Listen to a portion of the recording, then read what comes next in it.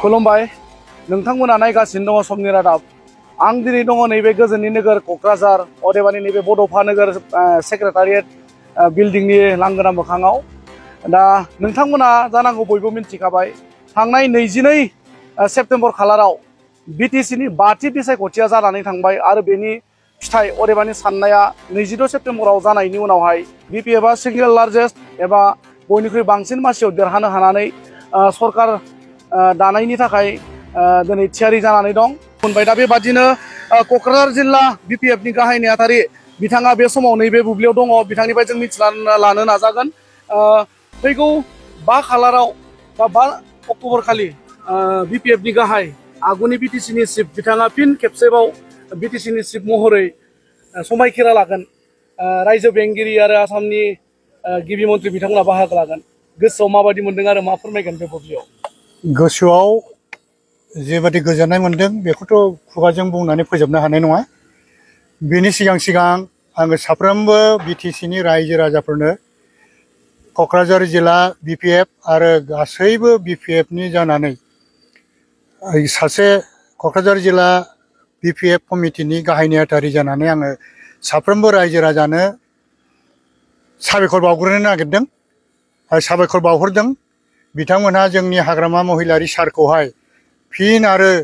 बिटिसिनि गाहाय हिसाबै सायख'नानै लाबोफिननायनि थाखाय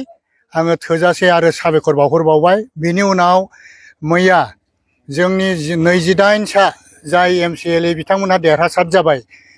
हाग्रामा महिलारि सारनि दैदेननायावहाय आसामनि मानगोनां गभर्नर बिथांखौहाय लोगो हमहैबाय आरो आसामनि मानगोनां गिबि मन्थ्रि श्रीजुत हिमन्त बिश्व शर्मा सारखौबो लोगो हमबाय जोंनि दाखालि पिएमबि मिटिं मथेब्ला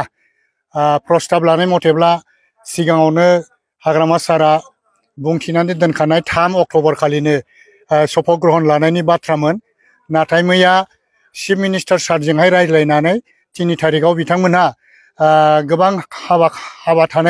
हाबाफारि थानायलाय चिफ मिनिस्टार सारजों रायज्लायनानै 3 थारिखनि जायगायावहाय 5 थारिख खालामफिननाय जाबाय बे हिसाबै मैया सारा लोगोनो बिथोन होबाय जोंनि मावथि फारियाफोरखौहाय मैयानिफ्रायनो बे 5 अक्ट'बराव जानो गोनां जे समायखिरा लानाय हाबाफारि बे हाबाफारिया जाहाथे मोजाङै मोजां जाफुंनो हायो रायजो राजाफ्रा खुनु उसुबिदा मोना सिगां बोसोरफ्राव 17 बोसोराव जेरैबायदि मोजाङै मोजां फालिबोदों बेबादिनो देग्लायबो मोजाङै मोजां जाहाथे रायजोफोरखौ गोजोनग्लाय होनो हायो बे हिसाबै बिसोरनि फैनाय थांनाय गासिबो थानाय जिरायनाय मिटिंखौ माबायदि मेनटेन खालामगोन बिनि थाखाय मैयानिफ्रायनो मावनो जोंखौहाय बिथोन होबाय आरो बे हिसाबै डिपार्टमेन्टनिफ्राय बिटिसि सेक्रेटारियेटनिफ्राय जेसेबां अफिसारफोर दङ प्रिन्सिपाल सेक्रेटारि सारा बिथांमोनखौ दायित्व होजोब्बाय गावबागाव डिपार्टमेन्ट हिसाबै राननानै होजोब्बाय आरो बिथांमोनखौहाय सहाय खालामनो थाखाय जोंनि बिपिएफनि जेसेबां सांग्रां मावथिफोर दङ बिथांमोनहा मैया मोनानिफ्रायनो लागातार बे सेक्रेटारियेटनि मोखाङाव थानाय फोथारावहाय लागातारै हाबाफारियावहाय नांथाबनानै दङ आसा खालामो 5 अक्ट'बरावहाय जोंनि बे मा होनो बेखौहाय शपथ ग्रहण प्रग्रामा मोजाङैनो मोजां जागोन आरो खुनु रायजो राजाया बेवहाय खुनु मा होनो खस्थ' मोननाय नङा आरो बयनिख्रुइबो गोजोनथाव बाथ्राया बे जोंनि क'क्राझार जिल्ला हिसाबै आङो डिस्ट्रिक्टनि जेनेरेल सेक्रेटारि हिसाबै ओरैबायदि गोजोननाय मोनदों जोङो 17 बोसोर 22 बोसोराव जोंनि क'क्राझार जिल्लायावहाय जोङो 6 जन देरहायाखैमोन 6टा समस्ति दङ देग्लाय जोङो 6 जनबो लाबोजोबनो हाबाय बिनि थाखाय आङो क'क्राझार जिल्लानि गासिबो दैदेनगिरिफोरखौहाय आरो रायजो राजाफोरखौहाय साबायखर बावदों आरो मोनसे गोजोनथाव बाथ्राया बे देग्लाय जोंनि सनितपुर आरो गहपुर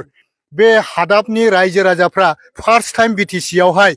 इलेक्सन होजेननो मोनबाय आरो बिथांमोनहा जोंनि बिपिएफखौ जथेस्थ' सहाय खालामहोनानै देरहाहोजोब्बाय बिथांमोनहा अदालगुरियाव थानाय धोनस्रि रौता आरो हरिसिङा आरो भैरबकुन्द बे मोनबा जायगायावहाय बिथांमोनहा गावबागाव समस्तियावहाय भट होनानै जोंनि बिपिएफ दोलोखौ देरहाहोनानै गभर्नमेन्ट दानायाव बिथांमोनहा हेफाजाब होबाय फार्स्ट टाइमावनो बे हिसाबै आं बिथांमोनखौबो सनितपुर आरो गहपुरनि रायजो राजाफोरखौ बिपिएफनि जानानै थोजासे साबायखर हरबाय आरो आसा खालामबावबाय फैगासिनो थानाय 5 थारिखनि जेनोखि शपथ ग्रहण बियो मोजाङै मोजां जागोन आरो चिफ